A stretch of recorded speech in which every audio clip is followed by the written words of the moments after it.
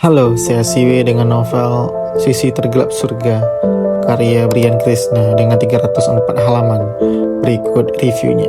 Novel ini menggambarkan sebuah tempat yang dianggap seperti surga bagi orang-orang di luarnya, yakni kota Jakarta. Mengisahkan tentang lorong-lorong kehidupan warganya dengan beberapa POV tokoh dalam cerita ini, seperti pramuria yang menjajalkan tubuh untuk menafkahi anaknya, seorang ayah yang menjadi badut ayam demi menyekolahkan anak-anaknya, tukang begal untuk pengobatan ibunya, manusia silver, hingga perempuan yang dianggap soleha dengan dosa maksiatnya.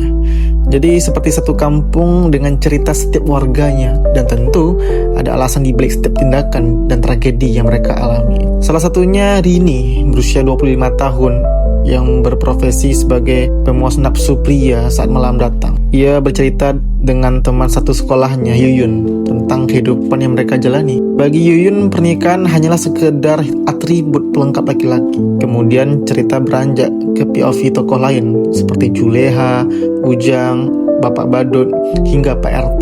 Kemudian mengerucut pada satu persamaan, yakni untuk bertahan hidup. Impian hanyalah penghibur sebelum lenyap termakan oleh kejamnya kehidupan. Dalam novel ini tidak ada tokoh utama yang lebih dominan.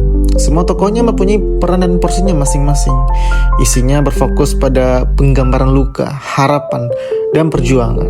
Hal-hal yang saya sukai dari novel ini. Novel ini mengangkat isu realitas kehidupan, sehingga terasa relate dengan penggambaran kondisi saat ini. Gaya bahasanya cukup tegas dan mudah dipahami, dan hanya sedikit menggunakan bahasa daerah. Karakter setiap tokohnya sangat terbangun dengan rapi dan runut. Walaupun ada banyak tokoh yang dimuat, tapi masih terasa tetap mengalir gitu untuk dibaca, tanpa ada tokoh yang tidak penting. Nilai moral yang disampaikan sangat menyentuh. Pembaca diajak merasakan pasang surutnya emosi yang dipaparkan oleh penulis.